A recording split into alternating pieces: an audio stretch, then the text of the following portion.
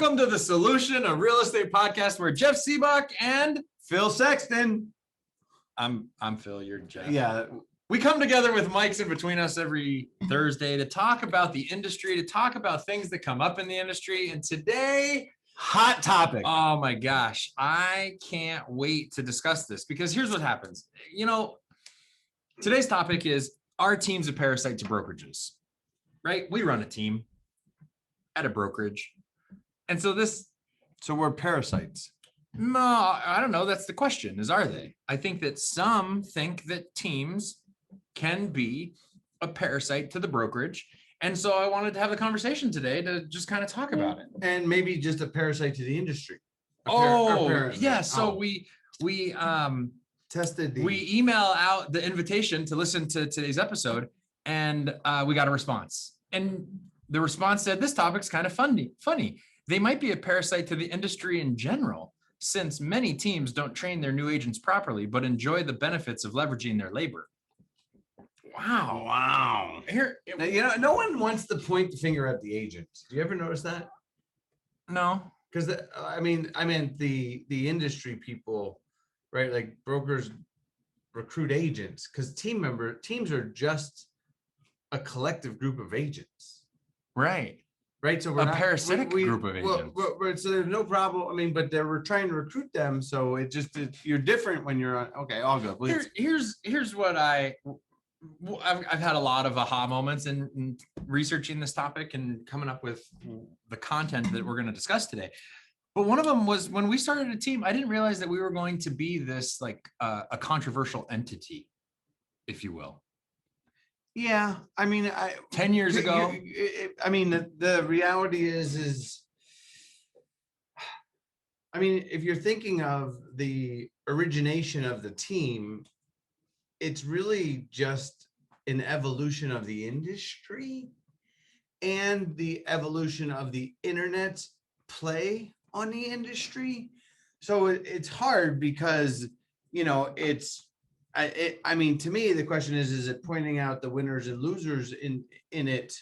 I mean, you know, I don't know, but the idea of a team, like you said, is our team was developed once we produced more leads than we had people to convert them, and that we get converting leads, and we saw people that were just simply wanting leads, right? Like they weren't getting from the brokerage. Like they came to a brokerage and their business was struggling, so they needed help, and so that's why it's hard for us. But they went to classes. I think that we are. How do you want to go about this?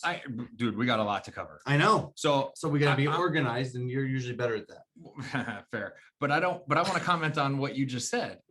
We're just going to talk. Okay. What you said is that they want leads. The brokerages typically train agents. This is what we have heard is brokerages train agents to fish, right?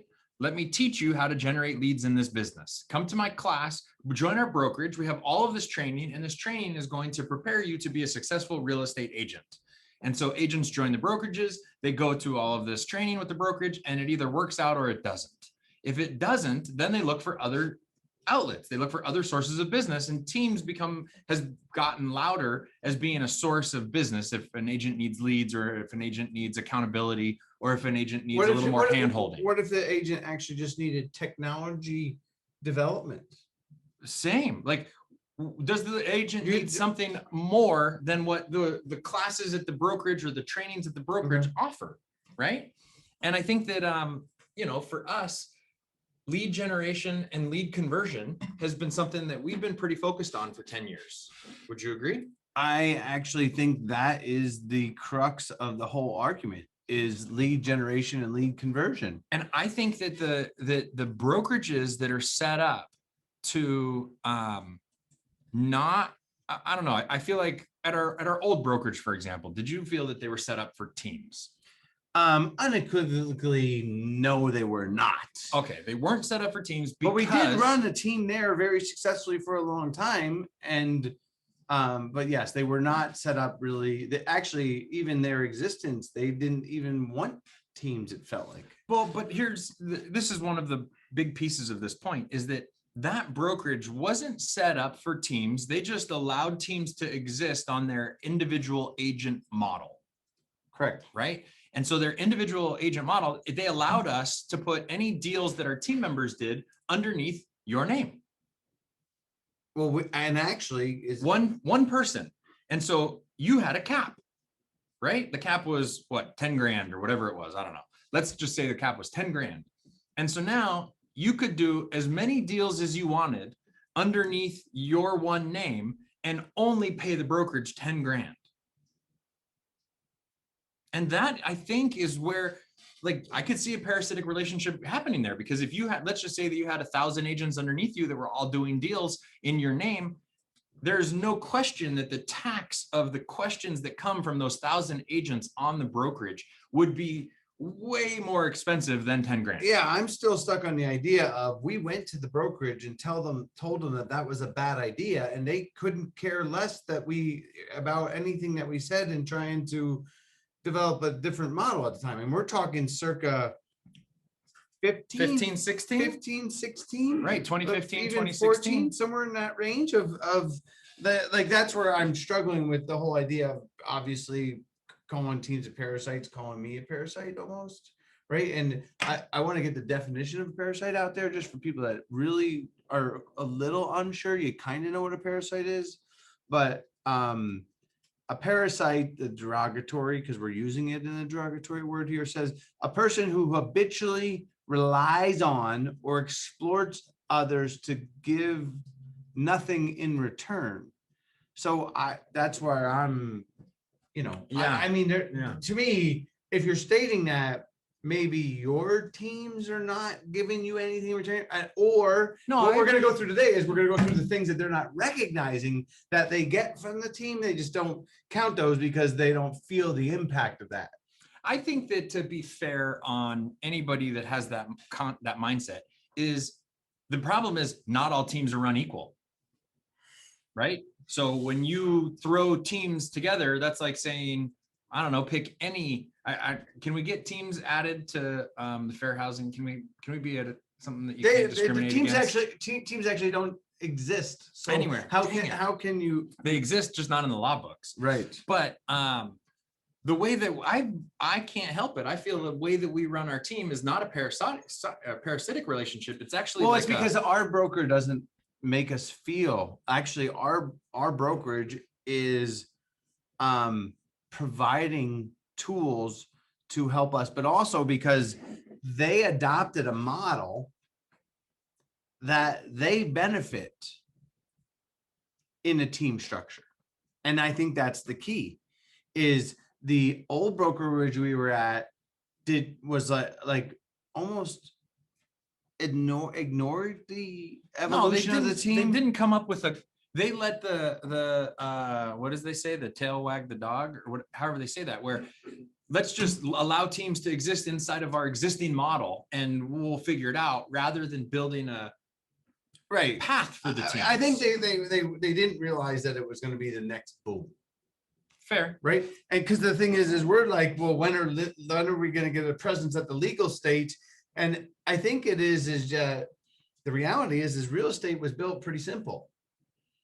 Right. You become an agent. Once you sell more than 10 houses, you get your own brokerage, and that's it. Yeah, that's not it. Okay. Or that was it then, but that's not it now. Clearly not. We're having a discussion about it, but I mean, that's kind of where I give kudos to Gary Keller. Actually, let's start with Gary Keller, right? Okay. So huge kudos, because when you first brought this idea to me that we were going to talk about it, I was like shocked that, because he wrote the red book. The millionaire real estate agent? The millionaire real estate agent, which, first of all, talk about a name of a book. Like, anybody that gets into real estate, what do they want to be? A millionaire. A millionaire real estate agent. Yeah. Right. And so then he wrote a book on how to become a millionaire real estate agent, which was really a blueprint on how to build a team. Yes, exactly. So I'm struggling because now we're 17, 18 years later after he wrote the book. Yeah. and that teams were there, and we're still trying to decide whether we should adopt a model that serves teams. Because I would say Keller Williams leaned into the team. I mean, Yeah. came out with the expansion model, and unfortunately, Ben Kinney was the only one that really Flourished. no. There was lots that we heard, lots of Keller Williams teams, and but I mean, stayed. well, yeah, but even just prospered. Yeah. With it, because Yeah. the challenge of expansion is expenses, because expanding is expensive, Right. and why you would leave Because your state to go to other states to create the same thing, But another reason why I give Gary credit is because he actually came with that when he wrote that book. And even today, as he leads his brokerage, I think like when we talk to agents that are still with Keller Williams that are high up, they still meet with Gary, right? They go on to these retreats and they bring all of their P&Ls and they sit down and they all work together. Like Gary still brings clout, and he still built it. He built Keller Williams. They had 100,000 agents. I don't know what they're at now, but like he clearly is somebody that has been there and back. And so teams have this entity above them being Gary that they can look up to there. And he, yes, leaned into it and built a model that can benefit people that want to build teams. And it was a win-win-win relationship. Win for the brokerage, win for the team, win for the agent. Right. And that's what I think all brokerages need to at least think about. What is the win-win-win? If they want, I mean, maybe they don't want, but I think we got to get to the whole parasitic Okay. relationship, because I don't want multiple parasites, right? Because then maybe I don't keep continuing to exist, because clearly my point is if you think it's a parasite, do you want lots of them? No. Right. So to me, we have to first solve is it a parasite or is it not?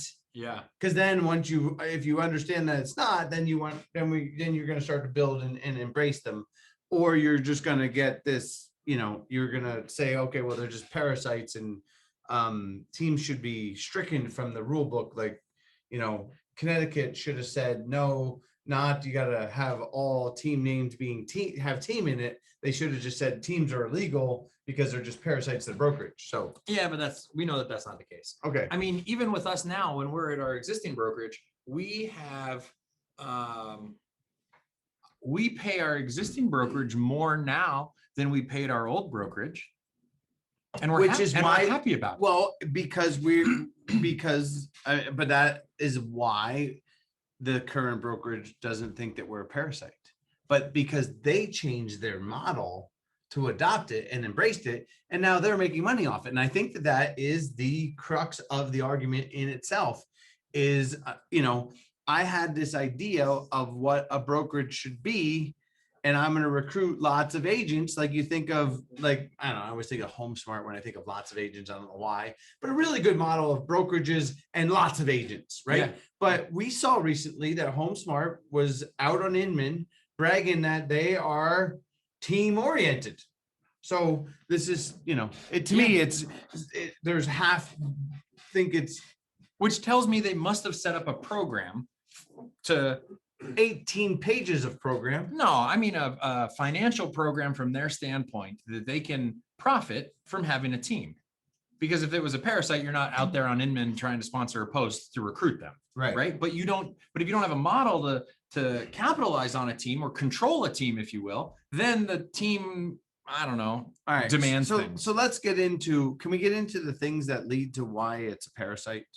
Why it's a parasite? Yes. Well, I mean, don't we need to define why teams are a parasite? I think that the teams sure. I think teams are a parasite because they want everything for nothing because they're there at the brokerage.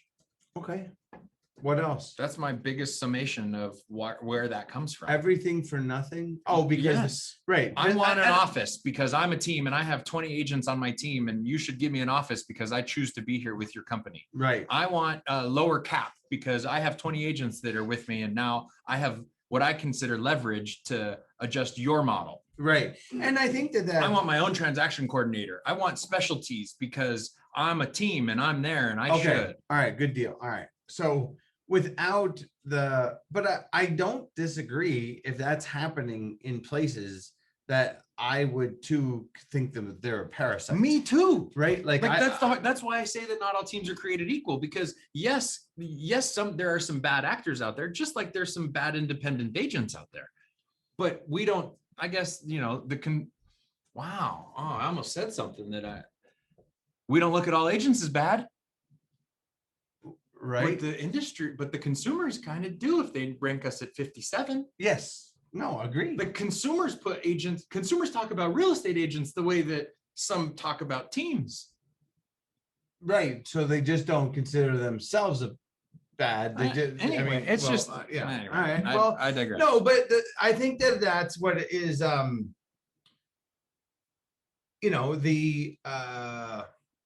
guess it all boils down to what? How much teams pay at the end of it. And how much teams need. Both of those. Okay. Right? I assume that the cost on resources, what's the amount of resources this is why we reached out to Rob Hahn to see if you want to be on, because I think that this is the because I heard him say it, that he heard that teams are parasitic, or in one way they're not beneficial because the all of the training that has been developed is developed at a one agent, right? Like I would say that you've heard me say this before, but 99% of the training is featured for agents to do 1 to 10 transactions. And where the team is they need different services, and the agents, the brokerages haven't, because if you think about brokers, how you get a broker. So how many times you heard me like turn around in my chair and be like, Phil, I think we should be becoming a brokerage. None. Real soon. None. Right. Like none. Yeah. But because I respect the compliance machine that we work with too much. Well, we agree, but I was just getting to the there's nothing a brokerage offers other than office space, if it's at a traditional style brokerage, lower cap, and some support services. That's the only things that they offer, because the broker typically is not somebody that sold 50 houses, 60 houses, 70 houses. I mean, thinking through my past brokers, I don't know, you know what I mean? So they don't have the expertise, but then they also don't have the tools to offer the elite, the teams what they want, right? Like, to me, it's the problem is that they're, because what would we want? More leads? Sure, but the broker doesn't offer that anymore.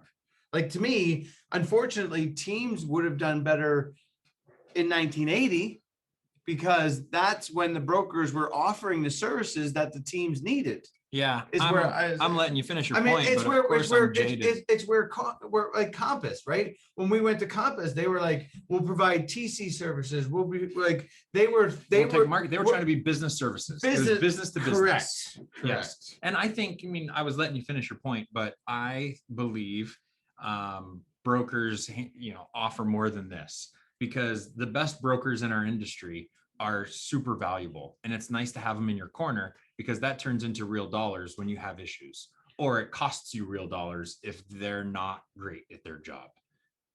And so I think that the broker actually matters. Like, the broker's experience in deals is the broker's experience when it comes on what they have been through, whether it's arbitration or it's lawsuits or it's mediation or it's just handling a situation, helps you save money or make money. Undoubtedly.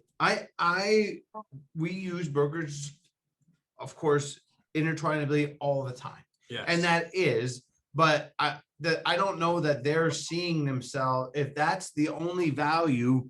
That's not, I'm saying you excluded it in your list of what they do, and you made it sound like that was an absolute list. So I just wanted to add I made it seem like no, I meant that was the list of additional things beyond the compliance and beyond the broker support. I mean, if you can't provide broker support, you're not going to have a brokerage, right? Like that's arguable. No, but Yes. you don't get too big if you don't have good brokerage service. I agree with that. All right, so I wrote a few notes down.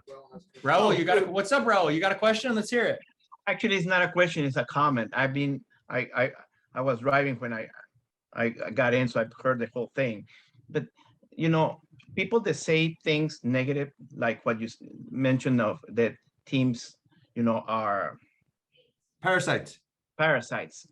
To me, is that person or that company is just not as successful as they could be, and they think that. I mean, I know you guys for a long time from two different companies. I'm not on your team, and I think you do great as teams. I mean, it's something to want to be what you guys do. I mean, other people that are making comments, everybody wants to throw something because they're not happy with whatever they're doing, and they think that you are the reason or we are the reason, whatever it is.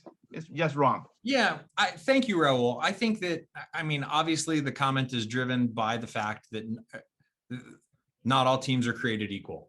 And and I know that there's some bad team leaders out there that can interact with people, and that changes their opinion that they have on teams across the board, right? Right. One of the reasons why we're on this topic today talking about it is because I think that when you hear it from one person, how there's like 85 others that have that same opinion. I wanted to address it so that we could at least talk about things that brokerages could do to like what's valuable to teams, and then from our perspective, what we do that brings value to the brokerage, and see if that can help the conversation in the industry. Well, to me, clearly it comes from a place of people that don't want to change. Yeah. There's at some level, how could you, I don't think we would have started the National Association for Consumers for. Yeah. What's the name of Lefford now? Yeah. No. You know what we're going to do? We're going to find a name that sticks. Yes. Real estate agents for consumers. Yeah. No, but the reason we originally started with the National Association of Teams is because, when industry analysts are talking about team growth and teams taking over, and you're still saying you're a parasite, that's just saying to me that we have not decided to embrace that, right? We have not decided to make the necessary. Or we tried to embrace that and we had assholes. Correct. Right. That's where I'm at. I'm not throwing shade at where I heard it. I'm throwing shade at the experiences that he had with the other teams that he interacted with. That's it's not like he formed his opinion to form his opinion. It came from somewhere. And that's the deal that I want to make sure that we're talking about, because for us, I think it's very simple. Like, what do we need from a brokerage, and what do we help the brokerage with is part of the conversation that I want to have today. Okay, good. I just want to wrap up what you said, because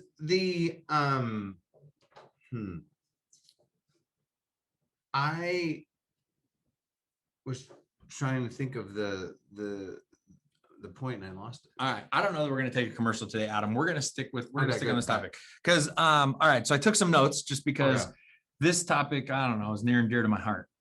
So when I wake up at 3 a.m, I got to get the stuff because you run a team and you don't want to, we know that we're not a parasite. And one of the reasons why we started LEOPARD was to help educate others on how to do it in a stand-up manner. Well, the thing is the reality is we don't even like that there's teams that are doing things, calling themselves teams, when they're really just looking to take advantage of the broker. Because that was where I was going with it, is that, just like the consumer believes all agents are bad because you get some bad eggs, same. All right, I'm going to read a couple of my notes. Let's comment on them. So, You know what, Jeff? I think that the brokerage should, like, when I think about the two different brokerages that we've been at, one that's set up for teams, one that might not have been at the time. We were at 3 together. 3 together. Yeah. We were? Okay. Yes, You were there, and I was That's there. where I met you. Yeah. And we had teams when I was at We John had Hall. teams at John Hall. Yes, and actually one of our mentors, multiple of our mentors were teams at John Hall and Associates. Right. And Russell Shaw is one, and I still think of Russell Shaw when he talks modeled in the Gary Keller book, right? He was quoted in the book. And when he says the fact that real estate agents want to start a team, why would anybody ever want to start a team? It just sounds like a bunch of people to manage, and nobody would want that.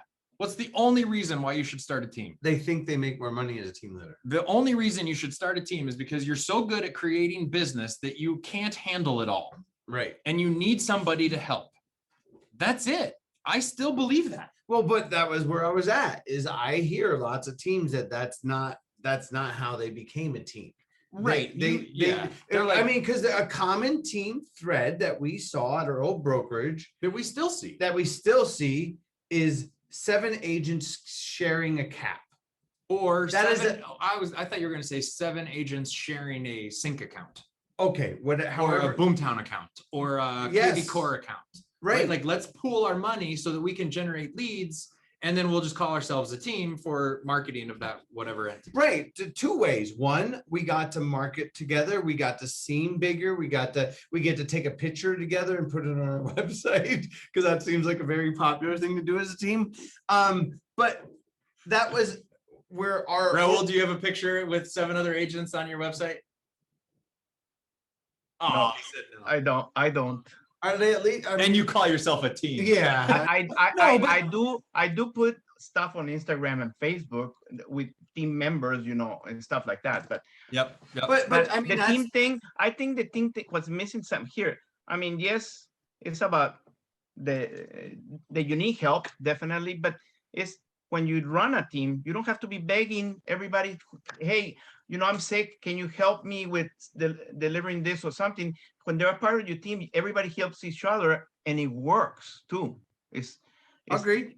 There's different parts. It's not just the monetary. It's the help. That when I was at somebody else, at the other, I had to figure out who was going to help me. I had to call people that I didn't know. Hey, can you help me? I'm sick. Can you go and deliver a keys on a house that I closed? But we know that you're running a good, solid team, right? Like, you're adding value to people. You're doing, things beyond. But I don't. The model that we were talking at Parasitic, I believe, is more of the model that I described. Is that as soon as we saw, because that's what we actually speculated to happen, was as soon as we saw one agent on the west side getting people underneath him going under one cap, we were shocked, because I was like, because they allowed it. They allowed it, and I didn't think. I was like, why would the broker allow that? Right. Yes. Like, why would the broker? So you're saying that these 7 agent teams in your example here, it's like, it's not a tax shelter, it's a brokerage fees shelter. Right. Where if that is why somebody sets up a team, that is a parasite. Correct. That is, I mean, I'm just identifying which teams are parasites and which ones aren't. And I think that is, because I don't think that a husband and wife that's a team is a parasite, because the broker just viewed that as one already, and that wasn't a big deal. So if you're calling all teams are parasites, you're saying that, I don't think they mean that. I think they mean the multiple agents under one cap. Trying to leverage the ICA rules or whatever. They read the agreement, they understand how it works, and then they work the system. Correct. That could create a parasitic relationship, no doubt. Okay. I think one of the things that our brokerage now has that the one previous didn't is a incentive, a perk for recruiting. Well, I think, let's talk about that. Okay. Because all right. I want to use your face. That's true. That's true. All right. We'll let you leave with this, and I'll take the note, and then we'll come back to my point. Go ahead. All right. So I'm just in set a perk for recruiting, because at the old brokerage, when they used your face on the back page of the Arizona School of Real Estate and Business journal, monthly journal, and it said, join our brokerage. Look, guys like Jeff are at our brokerage. And we said, hey, any chance we could have that say, if you're looking for a team, contact the Sibbach team. And they said, no, not going to do that. It's only to join the brokerage. Right. We can't choose favorites. Right. Although we're choosing favorites because we want your face and not anybody's face. But when it comes to them coming in, we don't want to choose. We don't want to make it look. We're not like, pointing them to you. We're just going to leverage you to help. And I was a big attract fan of others. that. Right? You anytime your face is on the back cover of a magazine, you're a big fan. Yeah. Come on Okay. now. All right. Right. But I think- but to this- the recruiting, your point is because our recruiting benefit was we could only get it is $25 or whatever it was. It was the clearest example of the brokerage leveraging the team to build the brokerage with zero benefit coming back to the team. And that, I think, is a piece that if you're going to attract teams that you need to address. Well, to me, because I mean, the thing is under the model that I gave of 7 agents, because I think that is what leads to Parasite. Because if you take 6 paying people let's say they're paying $3,000 a piece, Yeah. and the cap 10,000 is 10,000. Now they would be paying 21,000, and now it's 10. So now, fitting the definition that I read, they're A drain. they're draining you. Yeah. But I think that your point is that I don't think that they keep score of how many agents are brought to the brokerage and how many agents are, meaning there's almost a plus minus relationship that they have to create because for instance, this 7 agent team where they all came from the brokerage are all there, they go under one cap, in my mind would be a -6. Right. Right. Whereas if they brought 3 people over, but then they added, but even if they add, they don't add to the number. So that it's really back to I'm trying to eliminate us getting called parasites and trying You're to. not. Yeah. We're not going to be called parasites. Other teams that have bad leadership will be at brokerages that aren't set up for it. But your interesting point is that building the brokerage because of recruiting, it's where we're at. It's a benefit. It's pitched as a benefit here, and they actually get benefit by joining. Go ahead. I don't know if you're aware of this, Jeff, but I was the director of marketing for a real estate brokerage.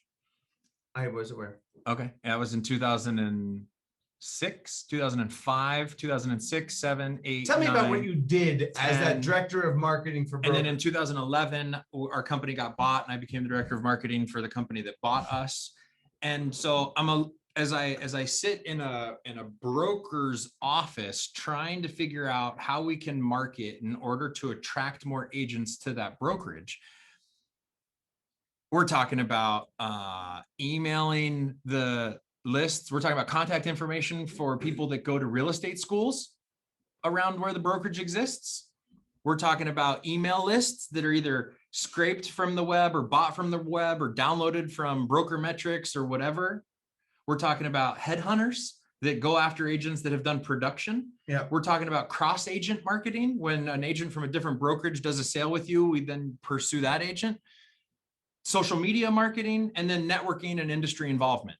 Like those are the big ones that are talked about. And then last but not least is leveraging the top producers at your company to try to attract more agents that strive to be a top producer. All efforts that the marketing person at a brokerage does is what you were talking about. Yes. Okay. Yes. And where are you going with this? Where I'm going with this is those efforts are great. Let's set those aside for a second. The other unspoken effort is if you can be great at all of those things, but if you don't have signs out there in the street, it's hard to create a brand, right? It's hard. It doesn't, I mean, like marketing is not a one-time event. I agree with that, but I'm going to point out one thing is that brand created it without signs on the street through the inbox.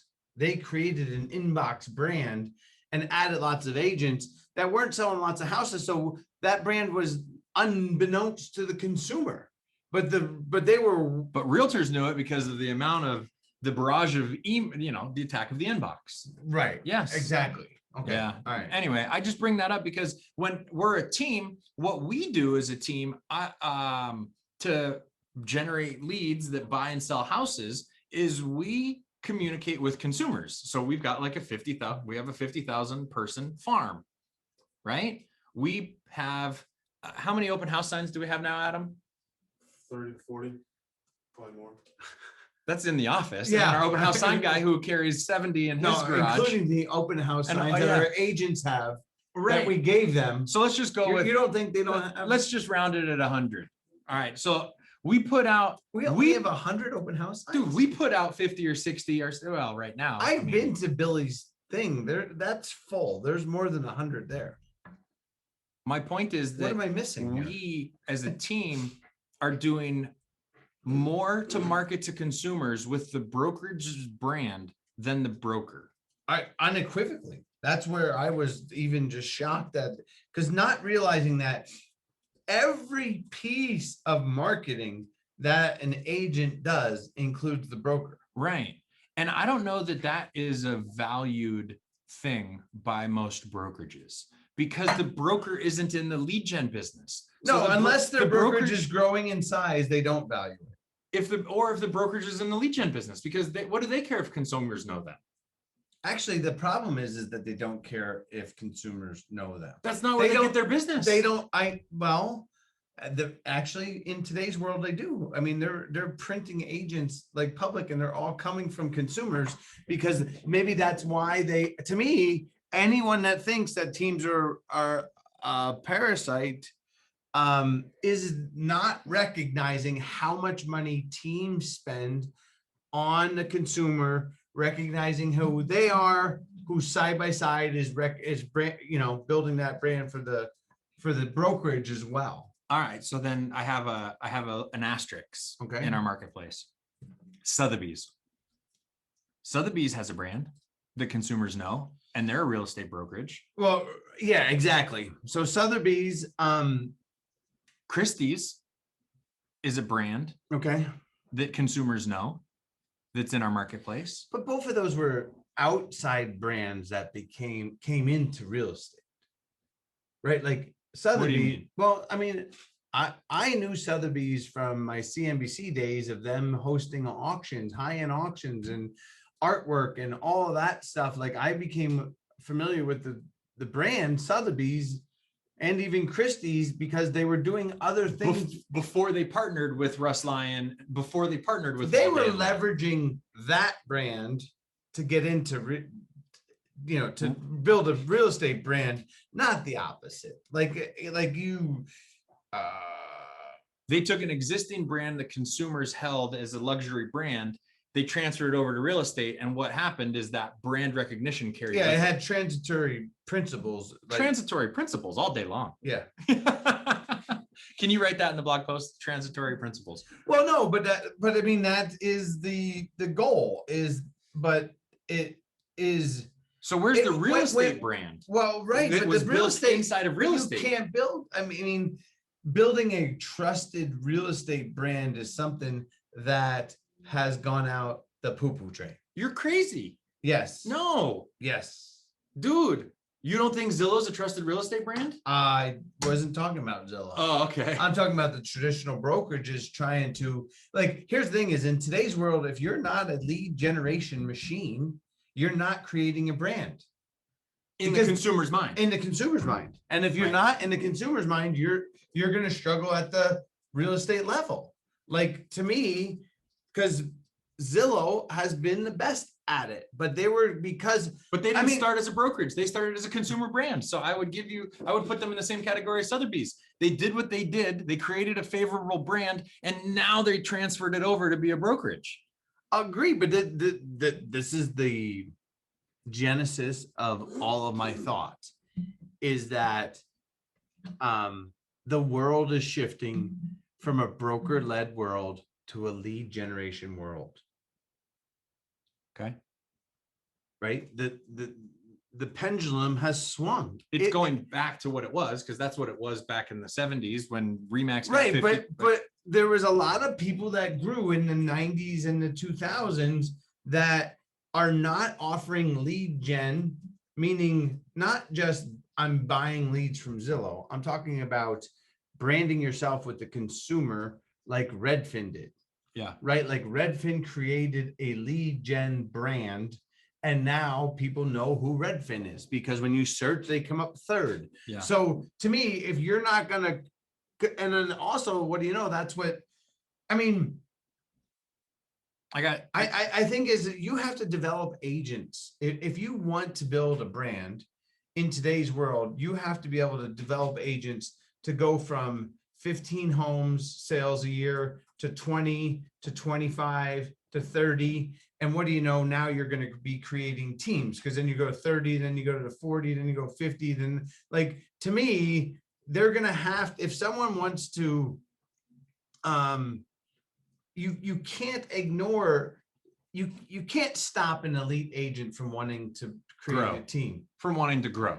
Right. Yeah. And it's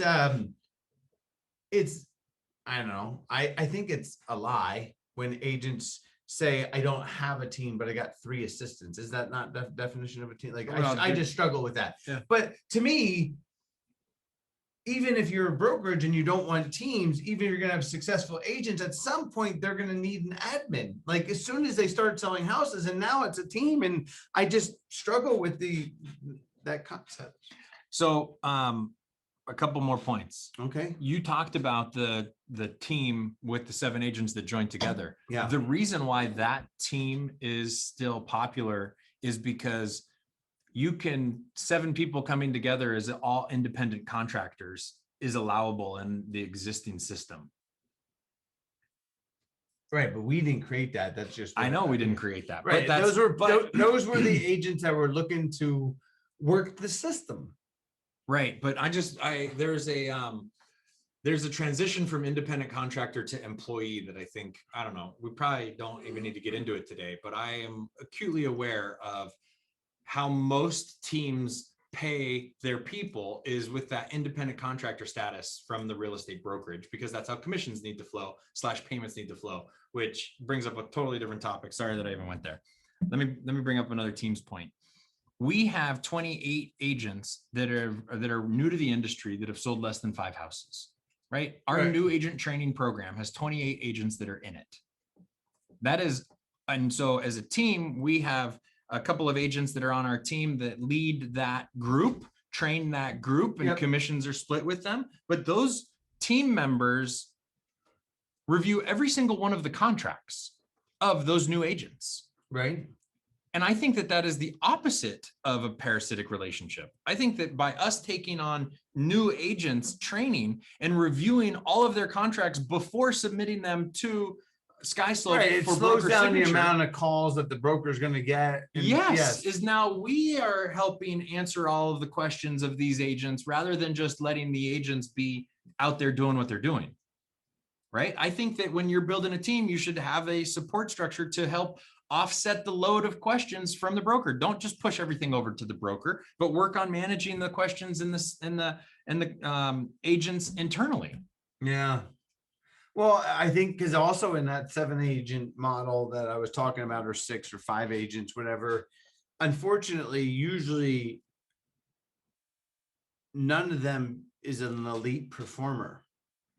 So actually, they still require a lot more brokerage services, right? Because I'm not a broker. I'm not a broker. But we together we've sold a couple thousand homes, right? So we've become acutely aware of the all the things, and we keep more calls going to our brokerage than a lot. Yeah. Right, a lot. But I don't know that this model is that model doesn't, because they're not. Oh, the 7, 8. They all still call in. Oh, maybe. I mean, if they make them only one person's allowed to call out of the 6 in the brokerage office, I don't know. I'm just trying to think of how do you make that a to me, I think it's you just put an individual cap no matter what. If a team's like that, they still have a self cap and a team cap. I mean, to me, it's it feels cap related. I say it differently. Okay. I say that improved terms based on team's production. Right. You mean you have to earn the perks. But what that means is that the brokerage has to define those perks.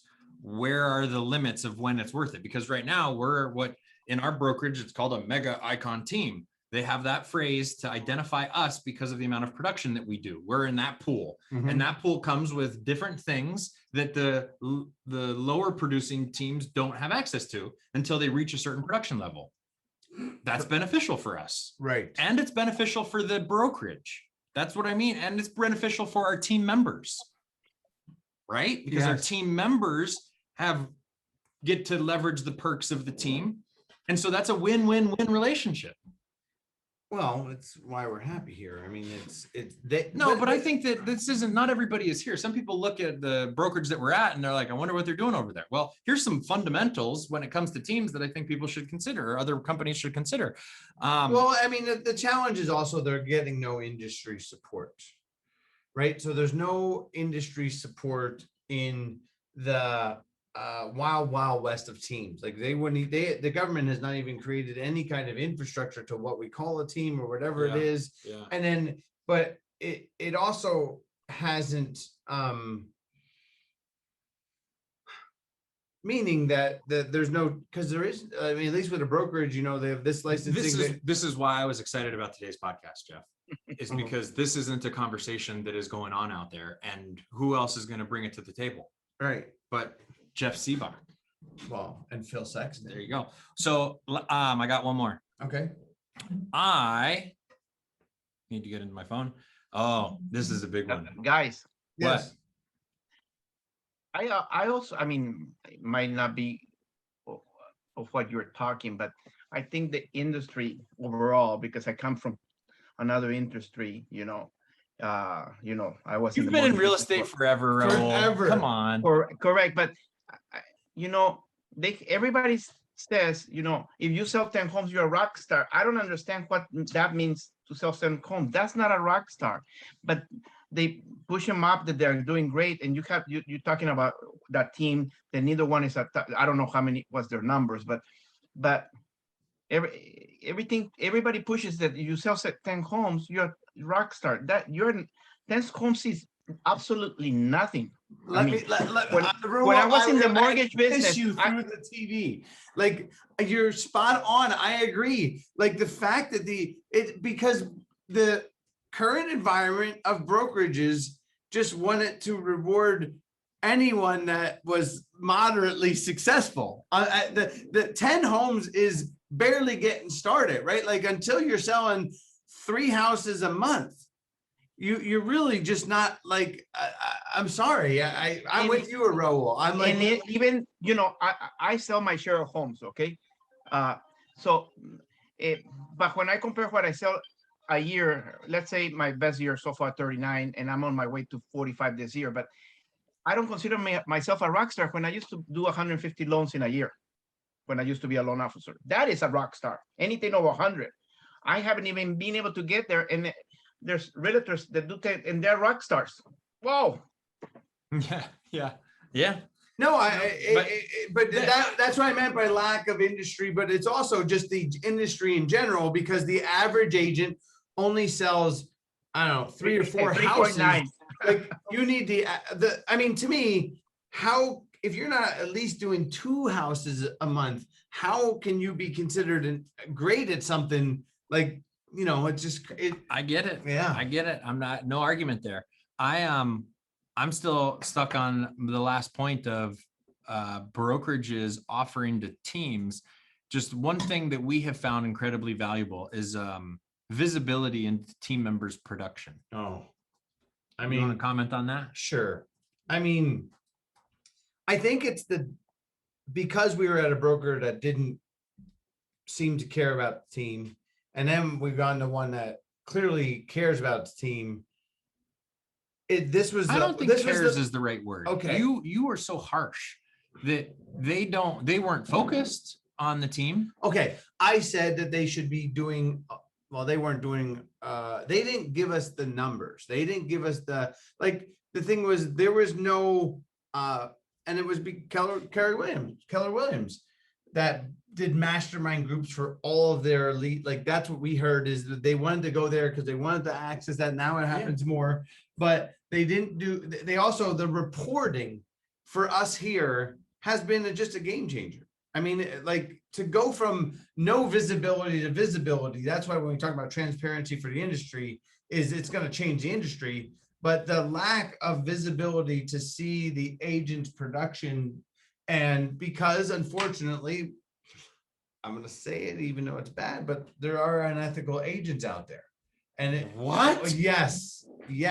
But there's a code of ethics, Jeff. Yeah, no, I'm just saying that but it helped for us because it at least allows us, but it's a team support feature.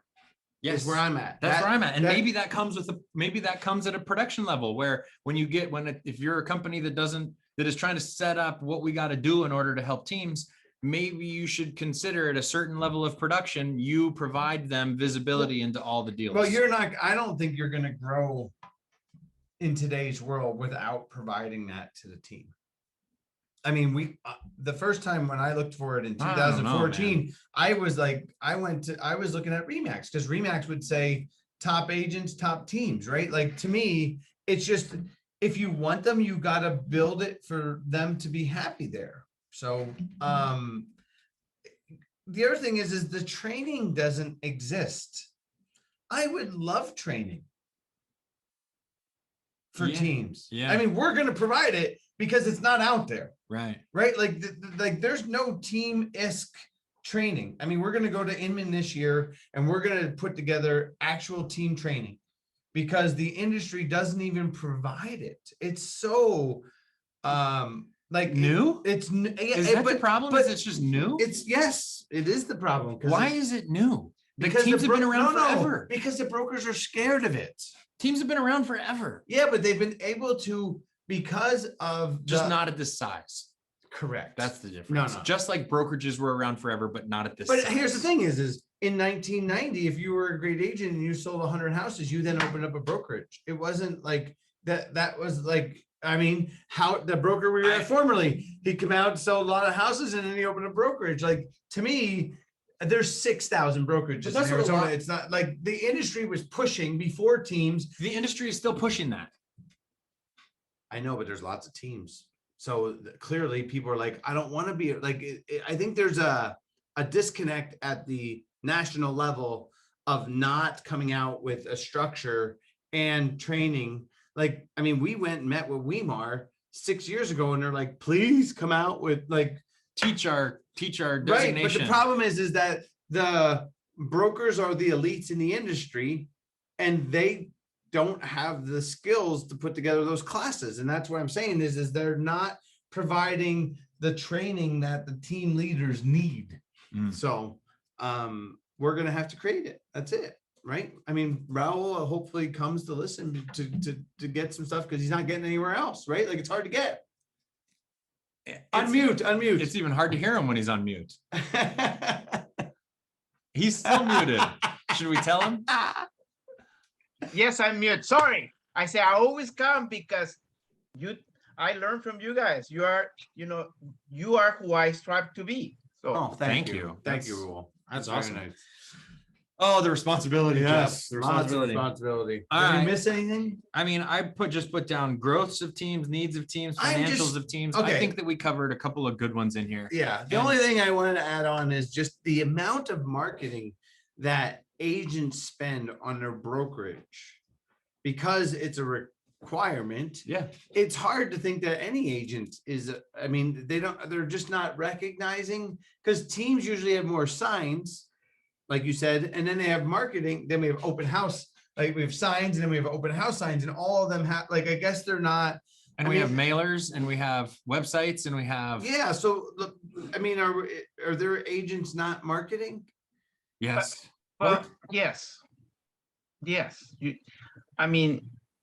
Everybody is a secret agent. They don't do what they need to do actually to be seen. Okay. It's not I don't think it's a responsibility of the broker or the team because you give the tools that you guys give the tools to do it, but nobody follows it. I mean, it's not going to just fall. They don't not. Well, I mean, I think that is you nailed it, Raul. I think that that's why teams exist today at the scale that they do is because of the secret agents. An agent gets into the business. They don't want to tell anybody. They don't want to market. They're just expecting deals to fall in their lap. It doesn't happen. And what do? They're like, where can I get leads? Hey, there's a team over there. They've got some leads. Oh, let me go join them. Now I don't have to be a marketer. I can just use their leads and do transactions. Well, I mean, it's the challenge for the industry in total is that everybody can become an agent and it's harder than it looks. And, you know, it's just, that's why teams are going to grow though, is because I mean, the challenge for the broker is that every day they stop selling houses, the less valuable they come to the agents, except when they're in trouble, when they got broker like questions, but when they need marketing. No, the good brokers don't train the agents anymore. The good brokers bring in the people that know how to train agents, right? Okay. I mean, like you see, there's companies that have agreements with like Tom Ferry or like Viral Workman or Viral Workman. Yeah. Right. Like, let's just have a coach, then their business. We is had to train Sean agents. Carpenter on here. Yeah. Sean Carpenter was awesome. Yeah. But and valuable. Right. So it's not that that's a bad model. That can be a great model. Fair.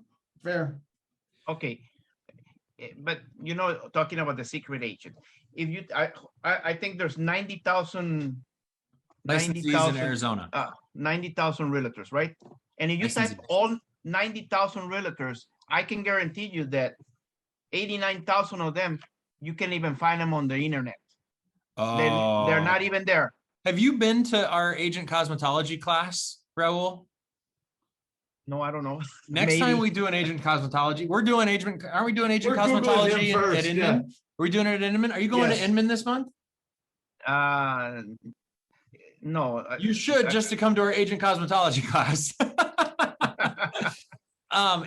Did we post a recording of that class that we did in Tucson to Leopard, to the website or the Facebook group? I mean, I think we did. Yeah. Raul, in the Real Estate Leopard Facebook group, we have agent cosmetology, which touches on your exact point, where Jeff and I, for the last, 6 years, have been standing in front of groups of agents and Googling people in the audience that sell houses to find them nowhere.